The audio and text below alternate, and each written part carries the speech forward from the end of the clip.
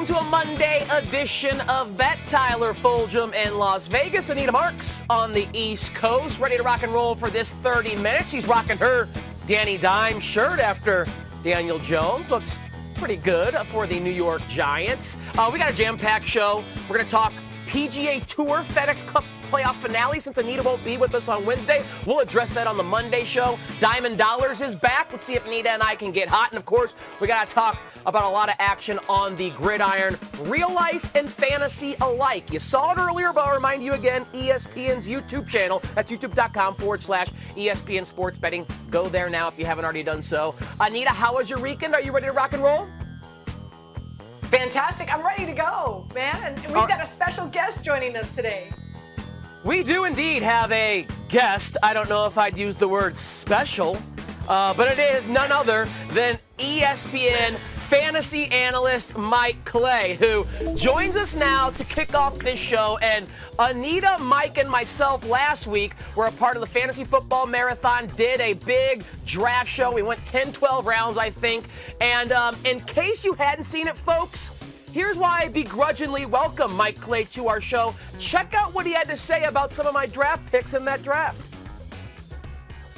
I'm going to take Travis Kelce. Didn't love it. That's the end of my analysis. Did we mute Tyler? If you can hear me, I am ready for a massive Allen Robinson year, Mike Clay. Allen Robinson in the fourth round. What are we doing here, man? A.J. Dillon. Now he's taking backup running backs? I'm getting Michael Scott Boom roasted all over the place. Cordero Patterson. I got the Mike Clay seal of approval. What is happening here? All those players peaked in 2019.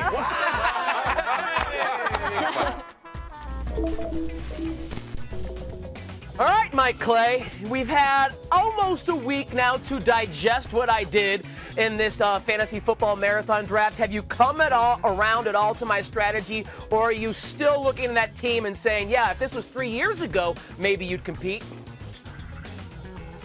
Yeah, so look, I haven't had time to reconsider because I'm still trying to find Allen Robinson on my cheat sheet. He's way down there. Can't find him yet. Look, I'm just saying. Look, here's all I have to say about this team. Before, a lot of people don't know this, but before the draft, we were sitting around, hanging out, relaxing, playing Madden, right, and having a good old time playing, the latest video game. And then Tyler was like, "What's that? I've never heard of that. I don't know what that game is." And then he showed us what he was playing, and he was like, "I just got this new game that I'm playing here. This is a brand new game." So, I mean, I'm not saying you're stuck in the 80s and 90s and maybe just a few years ago in the fantasy football world, but facts are facts. 3 yards in a cloud of dust, Tecmo Super Bowl. Should I rename my fantasy team Tecmo Super Bowl instead of Madden? But I will say this, and I got to stand up for myself here a little bit. If we go back to last year's draft, I know we don't play this draft out. We don't actually perform this week in and week out. We just do the draft and let it in. Mike, I had QB 1, wide receiver and fantasy overall player 1, fantasy wide receiver 5, and running back 4 in PPR fantasy score format. So I think I am the defending champion of the ESPN Fantasy Marathon Draft, despite what you had to say about my draft grade this year. Yeah, I mean, look, you did a great job last year. You picked a lot of great players, and I just wonder why you didn't apply that strategy this year. I don't get it. Well, we shall see. Let's bring Anita back in here because Anita, she drafted with me right here in Las Vegas, and the whole slew of other people that we did the drafted. Regardless of the outcome, it's such a fun show to do. It's such a fun piece of content we produce here at ESPN. Probably the funnest thing we do, or the most fun I have coming to work any day of the year, despite Mike roasting me. So how about we do this? We'll take a look again come January, February at the finishing positions of each of our teams, me, Mike, and Anita, and we'll throw a friendly wine wager on it. Whoever has the best PPR finishes amongst their 10 drafted players, or 12, I can't remember how many rounds we did, will get a wine of their choice sent by the other two. Is that fair, lady and gent? Deal. You know that I am all in whenever you want to wager a bottle of wine, that's for sure. After your draft and during the show, a quick message out to the producer, Matthew, and that is, Harrington, please always let me draft behind Tyler because the plethora of fantastic players that I was able to draft, especially, and Mike, I do have a bone to pick with you as well, giving me a B+ for my roster, considering that, again, folks who didn't watch, 10-person PPR. I had 10. I made the turn with both Najee Harris and DeAndre Swift.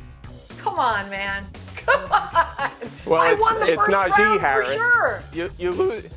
You lose points for that. You got to get the pronunciation right. He doesn't like that, so you got to get that right. You lose some points for that. I might have to knock you down to a B- now. But also, to get back on your good side, I got the shirt today. I got the shirt you sent me. You gave me a hard time about not wearing it for the draft, so I'm wearing it today. It looks good on you, brother. I love it. And we know Anita, 8 of the 12 selections she made, she actually had the shirt for, which is almost the most remarkable thing that happened in that draft. So, hey, here's the way I'm looking at it. When you drafted the way I did last year and you sit at the top, people want to come for you. So I appreciate the pot shots. I welcome them. Bring it on. Let's kind of move forward, though, and it can have a fantasy spin to it here. What each of us are going to do over the next 4 or 5 minutes is share with our viewers now our favorite 3 season-long props. It can be any season-long prop market in the NFL, whether you're bearish or bullish. Each of us is going to give 3 and explain our rationale. Mike, since you are our begrudging guest of honor today, I'll let you start with your first one here. Anita, you'll follow. I'll go third, and we'll repeat that. So start with me, please, Mike, with one of your favorite 3 season-long props this year. All right, let's do it. I'm going to start with Courtland Sutton over 5.5 touchdown receptions. Cannot believe how low this number is. I have him projected a hair over 8 touchdowns. This is a huge gap. Look, when he had his best season back in 2019, he scored 6 touchdowns that year. And if you look at his first 2 seasons in the NFL, he totaled 23 end zone targets. That was 6th most in the NFL. Not a surprise, really, for a guy who's 6'4", right? So he gets a lot of work near the goal line. And, of course, huge quarterback upgrade to Russell Wilson here. He's averaging 35 passing touchdowns per season during his past 4 years. And look at his top 2 receivers. That's really all you have to look at. DK Metcalf, 7 or more touchdowns. All 3 seasons. Tyler Lockett, 8+ touchdowns in each of his past 4 seasons. Sutton is going to be one of his top 2 with Jerry Jeudy. I think he blows by this mark. I'm going to continue with another wide receiver in over touchdowns as well, as that's Hunter Renfrow with the Las Vegas Raiders. A lot of people underestimate him. He's one of the best one-on-one route running wide receivers in the NFL. He just got an extension, 2-year, $32 million, and for good reason. The dude is ridiculous. Now you have Davante Adams, who's playing opposite him, who's going to get all the love, all the attention from opposing DBs. He's going to have a lot of one-on-one coverage there in the red zone, close to the end zone, and Derek Carr is going to look his way. Listen, he put up 9 touchdowns last year, so over 5.5 touchdowns for Hunter Renfrow. Hunter was one of those players you ended up with in that fantasy draft. Mike Clay, your first player, Courtland Sutton, ended up on my team as well in that fantasy draft. So maybe one of the few picks that I made that you actually like there. Because I agree, I think Sutton is going to be wide receiver 1 for Russell Wilson. But let's go back to a guy that maybe got the most unique response or the most troublesome from you, Allen Robinson. I drafted him in the 4th round, so you know I think he's going to have a big year putting the ball in the paint. Over 7.5 touchdowns. I love the price at plus 120. We know when Odell Beckham came over to the Rams last year, he became that red zone threat as that X-receiver on the other side of Cooper Kupp. At the end of the regular season, of course, in the postseason before he tore his ACL in the Super Bowl, the guy was doing nothing but catching touchdowns. Allen Robinson was paid $14 million a year to be that guy for Matthew Stafford this year. And even if Odell comes back, it won't be until November or December, long after Allen has played 10, 12, 13, 14 games with just Cooper Kupp. So as long as the Rams' passing attack doesn't regress this year, and I have no reason to think it will, I think Allen Robinson and Cooper Kupp are in line for some very big years, both probably scoring at least 10 touchdowns. So I'm big on Allen Robinson, you know that, and I'm backing it up with that season prop. Your second player, Mike Clay, is? Yeah, well, by the way, you know I'm on the unders on Allen Yes. Robinson, and part of it is the fact that he's 29 years old, and that kind of takes me to my next prop, which is Davante Adams under 1,225 receiving yards. I'm at 1,155, so a pretty decent margin here as far as this category goes. Look, he has hit this 3 of the past 4 seasons, but he had to finish in the 99th percentile in target share during all 3 of those years, also the 92nd percentile or higher in yards per route run. It took elite efficiency. It also took Aaron Rodgers, right? He's going from a pass-heavy offense with an elite quarterback to a more balanced run-first offense with, look, Derek Carr is underrated, but a bit of a lesser quarterback. There's more target competition. Anita just talked about Hunter Renfrow. Obviously, Darren Waller's there. And also, we're talking about counting stats, right? He misses time. He's missed an average of 2 games right on the nose over the past 5 seasons, at least 1 missed game during all of those seasons. So that's a concern. And again, he's 29 years old. And think about this. Last year, there was 1 wide receiver who was age 29 or older who finished top 30 in receiving yards. That was Keenan Allen. 1 out of the top 30 were age 29 or older. So just a little drop off, and you're not going to hit a number this high. So that's my concern there with Adams. My second prop, I'm going with a running back who Tyler drafted a little too soon. He reached, but nonetheless, it's A.J. Dillon. Over 7 wood. I think right now Caesars has them at 775 and a half. He put up 800 rushing yards last year, and I expect him bigger and better. Dude is a beast. 6 foot right, 247, averaged 4.5 yards per carry last year, 3.3 yards after contact. We know Aaron Jones is utilized a lot in the passing game, and I do believe that he's going to line up in the slot a lot more now with A.J. Dillon in the backfield being their pure rusher. So I love over rushing yards for him, especially with no Devontae Adams there. It's going to be a much different offense, I think, for the Green Bay Packers. As Alanis Morissette once said, isn't it ironic that 2 of my draftees are 2 players that Mike Clay and Anita are bullish on with their season props this year. I'm going to go back to our 3rd Las Vegas Raider, though, and I'm going under with Josh Jacobs and his rushing yards, 750, 775. Shop around and try and find the highest number. But look, we know a Patriots backfield is hard to predict. And now with Josh McDaniels as the head coach, Zamir White there, Amir Abdullah, Kenyon Drake as well, Josh Jacobs, the Raiders have said what they think about him and his future by not picking up his 5th-year option. I know he's had some good years there, but I just see this being the dreaded running back by committee and maybe one of the most significant committees in the NFL, with a guy like Zamir White's production and opportunity probably increasing as the season goes on at the expense of Josh Jacobs. He's not the receiving back. That'll be Kenyon Drake or Amir Abdullah. And Zamir White could be the running back in the future they want to give more opportunities to later in the season. I don't think he's part of the Raiders' plan in the future. That means I don't think he'll be a part of their plan in this present to try and get him a lot of rushing yards this season. I am fading Josh Jacobs under 750 and a half yards. Final player for you, Mike Clay. Who you got?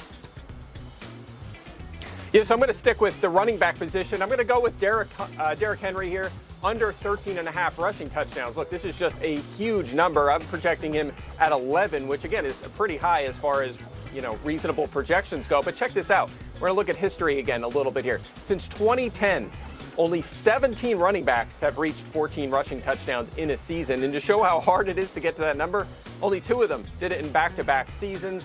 Actually, looking even further, only 6 players in NFL history have reached 14 rushing touchdowns more than twice. Henry is one that has done it twice, so getting to 3 would obviously be a major accomplishment. Look, if anyone can do it, it's certainly Derrick Henry, but he's now 28 years old. He's coming off a rough 2021. He missed 9 games, his lowest yards per carry since 2017, his lowest yards after contact since 2016. I don't think the Titans' offense, specifically the offensive line, not quite as good as they've been in years past. I mean, they were scoring a lot of touchdowns during kind of Tannehill's prime with the team. I'm thinking they kind of slip a little bit as the Colts get a little bit better, and the AFC is obviously loaded. So I have concerns about his volume, the drop in efficiency, and I just don't know if he's going to get to 14 rushing touchdowns. It's such a high mark, and anytime you're at the extremes, you generally want to fade those. My last prop bet, I know it's not going to be a popular pick because there's so much love for him right now, and that's quarterback Trey Lance, over 10.5 interceptions. Yeah, I want the dude on my fantasy team. No, I don't want the dude quarterbacking my team. I don't get it. Very little quarterback experience. Went to North Dakota State. Subpar comp, have to come in, digest Kyle Shanahan's system and execute, where you really have to process quickly. I'm fading Trey Lance and the 49ers and over 10.5 interceptions, going up against the 5th most difficult schedule against passing defenses this season. Anita, even though I'm a big Trey Lance believer, that's one of my favorite Trey Lance props that you brought up, because I think he's going to be more aggressive pushing the ball downfield and take some chances that will turn into interceptions, win, lose, or draw. My final one is a rookie, Treylon Burks of the Tennessee Titans. I'm going under 725 and a half receiving yards. He's had some, conditioning issues in camp. Robert Woods is the number 1 wide receiver there. And that's a run-heavy team. We were talking about Derrick Henry. Mike Clay was. I think their offense is going to be far less efficient this year. And I think Treylon Burks is going to have a difficult time adjusting to the routes he needs to run to win at the NFL level versus what he had to run in the SEC at Arkansas. A lot of screens, a lot of bubbles, a lot of slants. You can't win like that in the NFL. He's got to diversify his route tree. I think that will take time. I also don't think he'll get the opportunity that is necessary from Robert Woods being the number one guy. So there are 3 season-long props that we all like. Anita Marks, bring in the heat. Mike Clay, I'll give him a C+ for that as well. And I guess he had to bounce out because he didn't want to know what my grade was going to be for what he had to do there. But we love Mike when we're not talking fantasy football. He's generally a pretty nice guy. Can't wait to hop back on throughout the season with him. So, Anita, let's digest that and pick up the pace here a little bit and move to reaction or no action now that we're done with season-long football props. We'll start in the NFL. This is prop related. It's Tom Brady. Back at practice today after missing, I think, 10, 11 days for a personal reason. He's got a touchdown prop this year of 34.5 passing TDs. Now, he went well over this last year when he led the NFL in attempts, completions, yards, and touchdowns. Reaction or no action, Brady over 34.5 at -115. No action for me. Another one bites the dust, and that's another offensive lineman for him this week. Stinney. So now Stinney's out, Jensen's out, Marpet has retired, Kappa is playing for another team, Wirf's got an oblique injury, and what do we know about Tom Brady? Dude needs protection. When he's pressured, he only has a 52% completion percentage. On top of that, I know you're in love with this wide receiving core. I am not. They are injured. They are old. They're going to have hamstring injuries. I am fading the Tampa Bay Bucks. I have even before this last offensive lineman injury. So no action here for me. And Tommy, I trust. I hate to say it, but if there is any quarterback who is going to be able to overcome by changing protections at the line of scrimmage, deciphering the defense, and figuring out how to get the ball out quickly before the rush can get to them, whether they win or lose against the opposing offensive lineman, it is Tom freaking Brady. And I know Chris Godwin got hurt last year, and Julio Jones is getting up there in age. Russell Gage has only played for the Falcons, but Tom Brady elevates wide receivers, and I believe in him based on his Hall of Fame career that he will overcome whatever offensive line issues there are and attack and access, I think, a very talented and diverse wide receiver room. So I say reaction. As long as he's healthy, he'll throw for closer to 40 touchdowns, regardless of what the offensive line situation is. But you make great points. If there's one kryptonite for Tom, it is certainly pressure up the middle. All right, let's move to the New York Football Giants here, and you're wearing their starting QB shirt, Danny Dimes. Their win total this year is set at 7. If you want to go under, that's -125. Anita, reaction or no action? No action here for me. I'm going over, and I know their game last night, Thibodeau got injured, but he spoke to the media. Jordan Renan, who does a great job covering the Giants for here at ESPN, he posted a video. Thibodeau looked at him and said, hey, nothing to see here. I'm fine. We're going to be okay. I made a few calls within the organization. They feel that Tibbs is going to be ready for regular season game 1. But more importantly, how about my boy, Danny Dimes, man? I heard he had a great week of practice. He looked great last night, 14 of 16, 116 yards. The interception was not his fault. It was the wide receiver's fault. And I'm expecting big things for Danny and Brian Dable and Kapka in that offense this season. And keep in mind, one of the easiest schedules the NFC East has, all 4 of those teams this season. So no action here. Give me the over. Yeah, I'm going to say reaction. And I do think Danny Jones will be better this year. I think that offense will be better. The team will be better coached. I think they did a good job in the draft adding Evan Neal, who has looked serviceable so far in his young career, and I think will be a good offensive lineman. And Kayvon Thibodeau, who, you know, he got hurt, but thankfully it looks like it's only going to be a few week injury and not a multiple week injury. I still think they are the 3rd best team at best in that division, maybe even last place in that division, depending on how Carson Wentz plays for Washington and what that defense might be able to do. I still think they're a year away from realizing the potential that Dable brings with that offense. I invested in Saquon Barkley. I like him to have a big year. I just don't know if the Giants are a team I see finishing near 500. I think 6-11, 7-10 is their record this year. I will go under or say reaction to that wager at -125. All right, let's move to Big League Baseball. And while we've been talking about all this fantasy drafting and watching preseason balls, I know Mike was giving me some stuff about turning back the clock to 2019. Well, Albert Pujols is turning back the clock to 2009. I mean, the guy is tearing the cover off the baseball. A couple of multi-homer games his last few weeks. He's leading Major League Baseball in OPS since the All-Star break. He's at 692 career home runs right now. Will Pujols in the season was somewhere between 697 and 699. Now, Alex Rodriguez, fourth in big league history, is 696. Only Bonds, Aaron, and Ruth have hit 700. If you say that 3-homer range is a plus 200 rager, reaction or no action for the machine? I'm going reaction here. He's got 6 home runs already in the month of August, 11 home runs in his last 17 at-bats. He's hitting 600, and he's got 3 games on tap starting tonight at Wrigley, a batter-friendly park. In fact, you can wager that he's going to hit a home run tonight at plus 370. Just throwing that out there for you, Tyler. I like that because a lefty and Drew Smyly is on the bump, and that is exclusively who Albert does damage against these days. He's not hitting right-handers. All these homers and hits are coming off left-handers. He's punishing left-handed pitching. So I like that price in Wrigley, where he's very familiar with hitting bombs there at that against a lefty. I'm going to say no action because I think Pujols is either going to kind of flame out and slow down because he's 42, 43, or he's going to continue this storybook ending to his career and actually get to 700. So I might throw that long shot 14-1 rager on the fact that the last game of the season against Pittsburgh, Albert is starting and gets his at-bats and somehow, someway hits that 700th home run to join Bonds, Aaron, and Ruth as the only 4 players in big league baseball. I think this is the most likely outcome. But come on, plus 200. I want to go for the jugular here with Albert, who has been hitting balls off of pitchers like he's going for the jugular here as of late. So I'll say no action, thinking he either flames out and only hits 1 or 2 more home runs the rest of the way, or he just stays on this meteoric hot streak and actually does what we all want to see and gets to 700 career home runs. All right, let's stay on the diamond and bring back diamond dollars. Anita, it's been a while since we have had an opportunity to look at a cheesecake menu of baseball bets from you, so I know you're happy to dive into Monday's slate. The last time we played this game was August 1st, but we did well. Anita, you had 9 wagers, went 6-2-1, boosting your bankroll to $74 and almost a quarter. I had just one bet. It was a parlay, Yankees and Mets to win. They did so I'm approaching 100 here again. So a good 7-2-1 August 1st for us. But here we are 3 weeks later, diving back into diamond dollars. So I, again, only have one bet. I know you probably have a few more. So the floor is yours, my friend.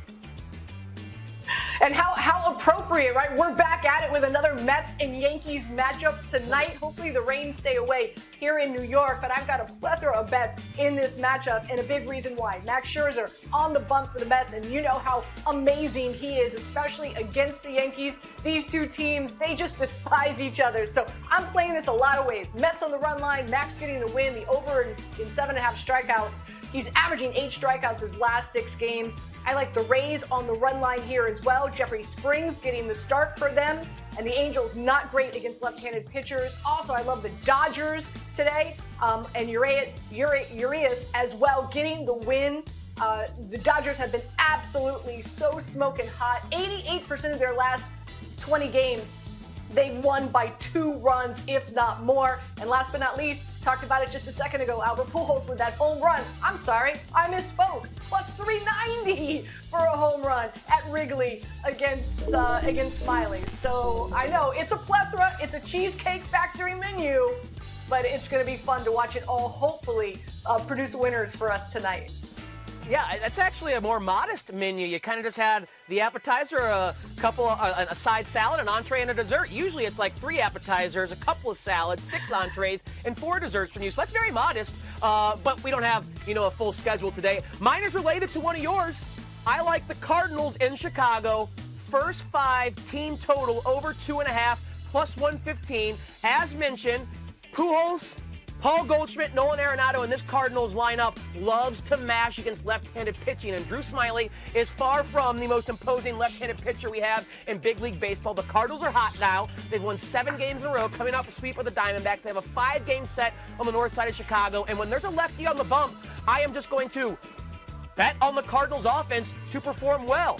Pujols, Goldschmidt, and Arenado raking against lefties. I need 3 runs in the first 5 innings at plus 115 on the north side of Chicago for those Cardinals. And hopefully amongst those 3 runs in the first 5 is a Pujols dinger. So we can both be a winner there. All right, back on the diamond. Let's see if we can collect some dollars.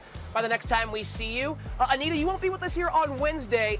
With the PGA Tour playoffs coming to an end this weekend in Atlanta at East Lake Golf Club Tour Championship, we have to take our par 3 to Monday. We're teeing off a little early here on Bet, but that's what we got to do to accommodate the schedule. You know the drill here. Now, this is, of course, a different setup than normal. There's only 30 men in the field, and they each start with a score already posted to accommodate the playoff format. If you don't know that, I could spend some time telling you. Just look it up on the internet. Scotty Scheffler starting in first at 10 under par, and in sequential order based on where you're at, your score gets closer to even. Your 3 par 3 plays for this weekend, Anita, are? I love Rory to win it, and you can get that at 11-1. He's starting 6 strokes back to Scotty Scheffler, as you said.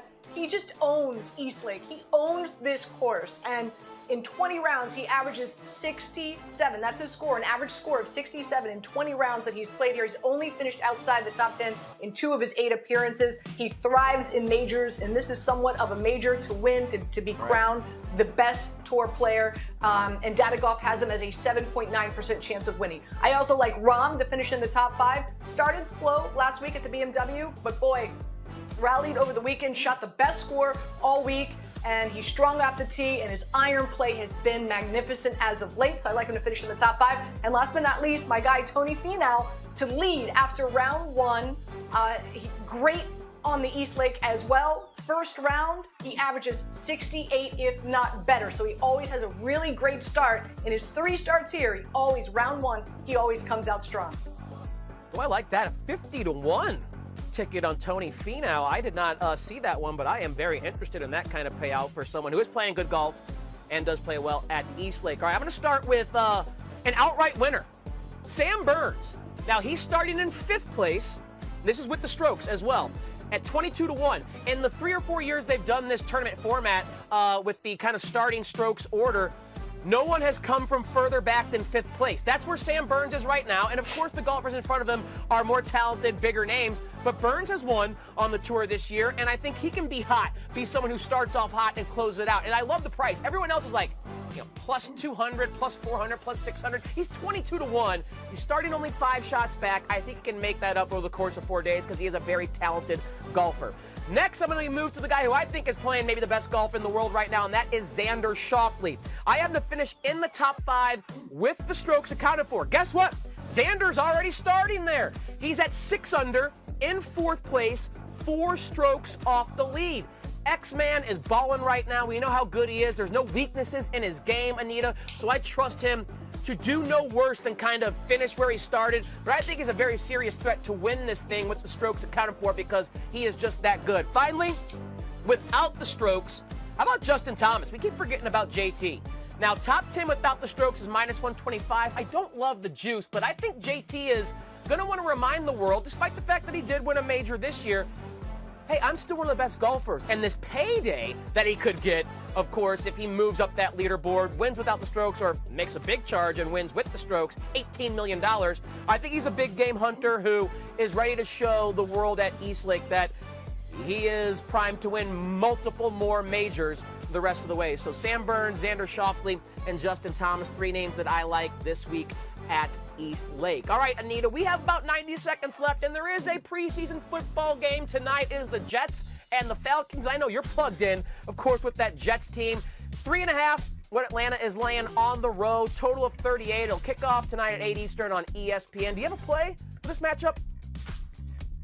Yeah, I like the under tonight for a number of reasons. Robert Saleh, head coach of the Jets, is going to play a lot, very, very conservative tonight because, as we know, Zach Wilson is out. They lost Becton on their offensive line, McDermott as well. Joe Flacco, more than likely, is going to start week 1 against his former team, the Baltimore Ravens. Not expecting Joe Flacco to start. Rich Cimini, I believe, is reporting that a little bit earlier today. And Flacco's had a great week of practice, and coaches are really valuing that practice scrimmage against the opposing teams more than these preseason games. As for Atlanta, they run the ball a lot. They've got a battle for the number 2 running back spot behind CPAT. So I really like the under here tonight. Yeah, don't have much to add. I'll take the Falcons. With Flacco not playing, I think that's a big downgrade for them at quarterback. Meanwhile, Mariota and Desmond Ridder will likely play some meaningful snaps as Arthur Smith tries to figure that situation out. So I'll lay the 3.5. Don't love it, but I'll make a play on the game so I have some interest. All right, a Monday show is in the books. Anita, love having you on the show. That Mike Clay fellow, though, I think we need to think about inviting him back here. We'll see you back here, though, Wednesday on Bet.